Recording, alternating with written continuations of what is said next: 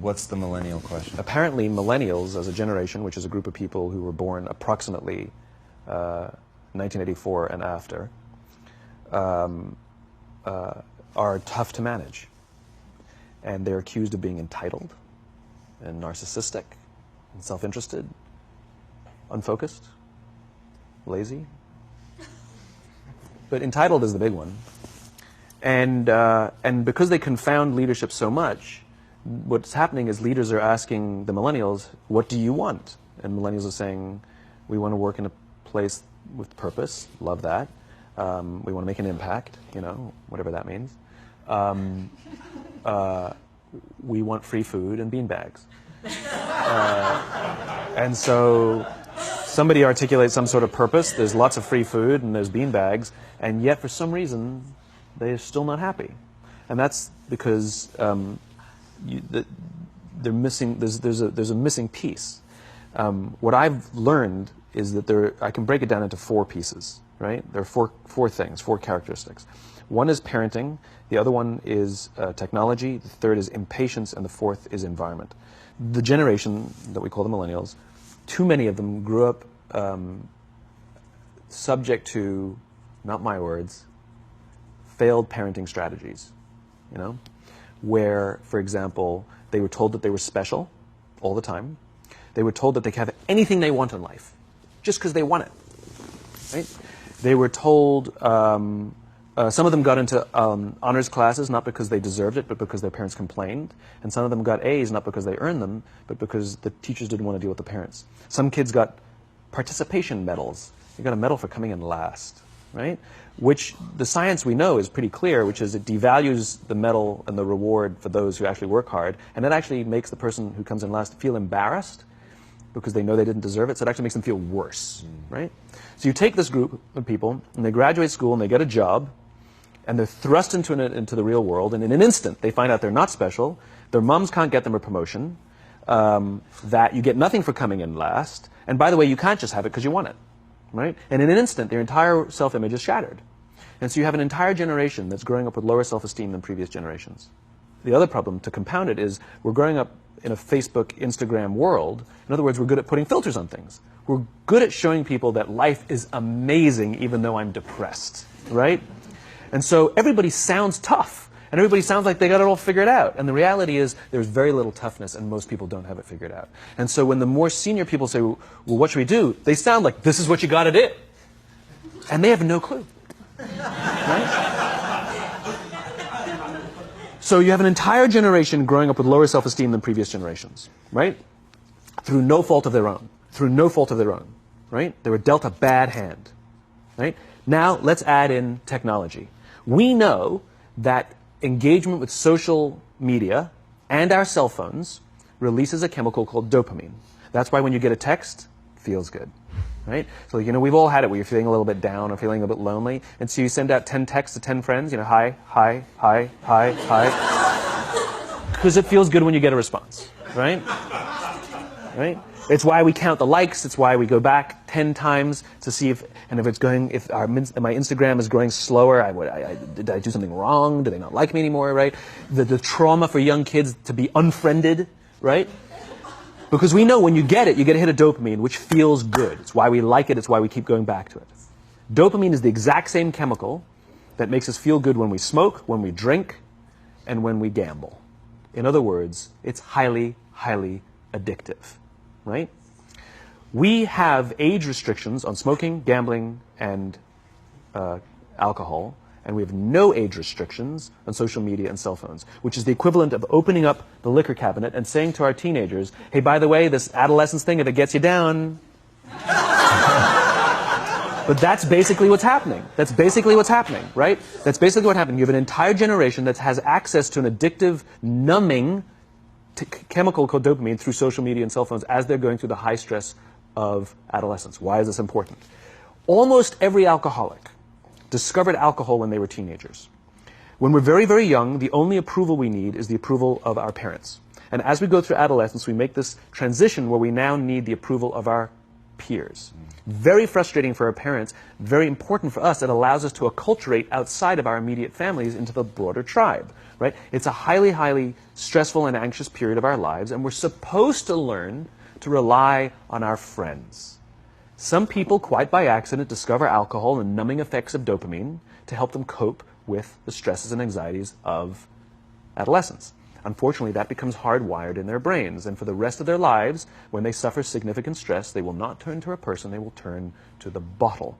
Social stress, financial stress, career stress, that's pretty much the primary reasons why an alcoholic drinks, right?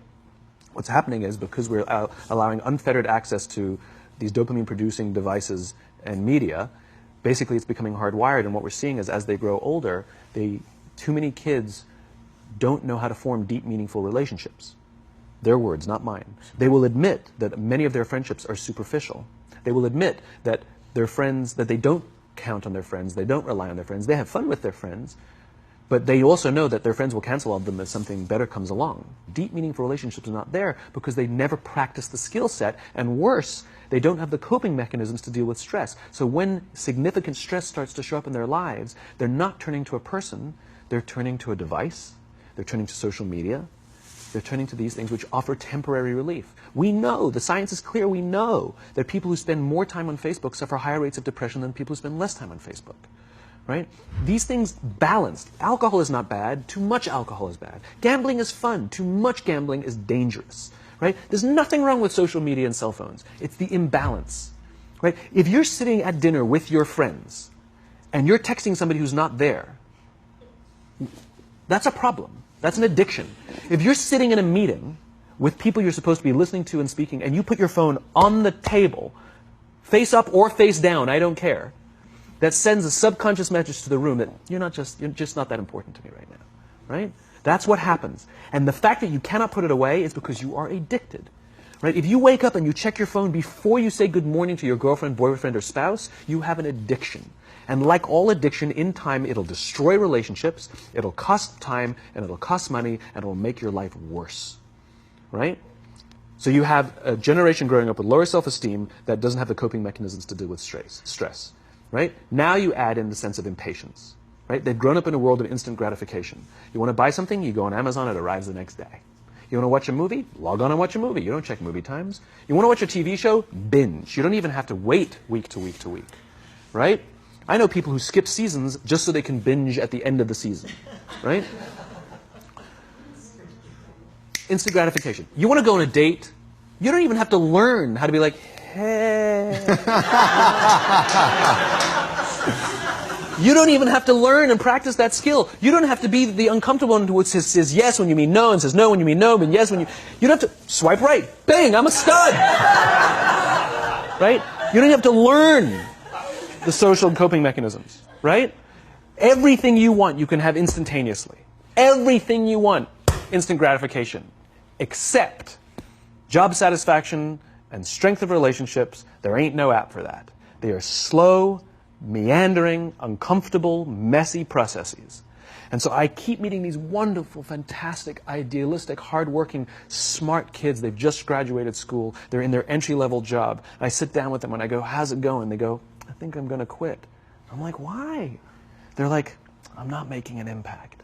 I'm like, you've been here 8 months. You know? It's as if they're standing at the foot of a mountain and they have this abstract concept called impact that they want to have in the world, which is the summit. What they don't see is the mountain. I don't care if you go up the mountain quickly or slowly, but there's still a mountain. And so what this young generation needs to learn is patience. That some things that really, really matter, like love, or job fulfillment, joy, love of life, self-confidence, a skill set, any of these things, all of these things take time. Sometimes you can expedite pieces of it, but the overall journey is arduous and long and difficult. And if you don't ask for help and learn that skill set, you will fall off the mountain. Or you will, the worst case scenario, and we're already seeing it, the worst case scenario is we're seeing an increase in suicide rates. We're seeing an increase in this generation. We're seeing an increase in accidental deaths due to drug overdoses. We're seeing more and more kids drop out of school or take leaves of absence due to depression. Unheard of. This is really bad. The best case scenario, those are all bad cases, right? The best case scenario is you'll have an entire population growing up and going through life and just never really finding joy. They'll never really find deep fulfillment in work or in life. They'll just waft through life and it'll be just, it's fine. How's your job? It's fine. It's the same as yesterday. How's your relationship? It's fine. Like that's the best case scenario. Which leads me to the fourth point, which is environment. Which is we're taking this amazing group of young, fantastic kids who were just dealt a bad hand. It's no fault of their own. And we put them in corporate environments that care more about the numbers than they do about the kids. They care more about the short-term gains than the long-term life of this young human being. We care more about the year than the lifetime, right? And so we are putting them in corporate environments that aren't helping them build their confidence, that aren't helping them learn the skills of cooperation, that aren't helping them overcome the challenges of a digital world and finding more balance, that isn't helping them overcome the need to have instant gratification and teach them the joys and impact and the fulfillment you get from working hard on something for a long time that cannot be done in a month or even in a year. And so we're thrusting to them in corporate environments, and the worst part about it is they think it's them. They blame themselves. They think it's them who can't deal. And so it makes it all worse. It's not. I'm here to tell them it's not them. It's the corporations. It's the corporate environments. It's the total lack of good leadership in our world today that is making them feel the way they do. They were dealt a bad hand, and I hate to say it, but it's the company's responsibility. Sucks to be you. Like, we have no choice, right? This is what we got, and I wish that society and their parents did a better job. They didn't. So we're getting them in our companies, and we now have to pick up the slack. We have to work extra hard to figure out the ways that we build their confidence. We have to work extra hard to find ways to teach them the social skills that they're missing out on. There should be no cell phones in conference rooms. None. Zero. And I don't mean the kind of like sitting outside waiting to text. I mean like when you're sitting and waiting for a meeting to start, this is what we all do. We all sit here and wait for the meeting to start. Meeting starting? Okay. And we start the meeting. No, that's not how relationships are formed. Remember we talked about it's the little things? Relationships are formed this way. We're waiting for a meeting to start and we go, how's your dad? I heard he was in the hospital. Oh, he's really good. Thanks for asking. He's actually at home now. Oh, I'm really glad. That was really amazing. I know, it was really scary for a while. That's how you form relationships. Hey, did you ever get that report done? Oh my God, no, I didn't. I'll help you out. Can I help you out with that? Really? That's how trust forms. Trust doesn't form in an event, in a day. Even bad times don't form trust immediately. It's the slow, steady consistency. And we have to create mechanisms where we allow for those little innocuous interactions to happen. But when we allow cell phones in conference rooms, we just, okay, have the meeting. And then my favorite is like when there's a cell phone there and you go like this, you go. It rings and you go. I'm not going to answer that. Like, Mr. Magnanimous, you know. When you're out for dinner with your friends, like I do this with my friends. When we're going out for dinner and we're leaving together, we'll leave our cell phones at home. Who are we calling? Maybe one of us will bring a phone in case we need to call an Uber or take a picture of our meal. Goes without saying, come on. I'm an idealist, but I'm not insane. You know? Not a heathen. I mean, it looked really good. We'll take one phone. And so it's like an alcoholic. The reason you take the alcohol out of the house is because we cannot trust our willpower. We're just not strong enough. But when you remove the temptation, it actually makes it a lot easier. And so when you just say, don't check your phone, people literally will go like this. And somebody will go to the bathroom, and what's the first thing we do? Because I wouldn't want to look around the restaurant for a minute and a half, you know? But if you don't have the phone, you just kind of enjoy the world. And that's where ideas happen. The constant engagement is not where you have innovation and ideas. Ideas happen when our minds wander and we go, and you see something, I bet they could do that. That's called innovation. Right? But we're taking away all those little moments, right? You should not, and none of us should charge our phones by our beds. We should be charging our phones in the living rooms, right? Remove the temptation. You wake up in the middle of the night because you can't sleep, you won't check your phone, which makes it worse. But if it's in the living room, it's relaxed, it's fine. But it's my alarm clock. buy an alarm clock. They cost $8, right? I'll buy you an alarm.